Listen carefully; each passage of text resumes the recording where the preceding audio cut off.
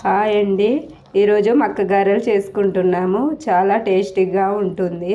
మక్కలు మిక్సీ పట్టుకోవాలి అండి, ఇలా మెత్తగా పట్టుకోవాలి. 10 పచ్చిమిర్చి కడిగేసి పెట్టుకున్నామండి మిక్సీ పట్టడానికి. ఎల్లిపాయలు, జీలకర్ర 1 స్పూను, ఉప్పు వేయాలి. వేసి మిక్సీ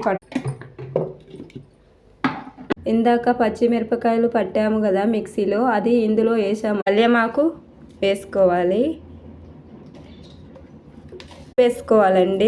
తగినంత.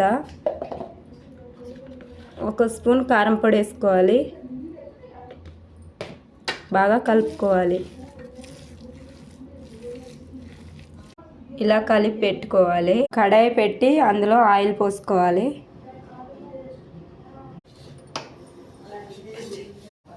కవర్ కొంచెం నూనె రాసుకోవాలి. తర్వాత ఇలా చేసుకోవాలి. బాగా వస్తుంది. అయింది, నూనె కాగింది.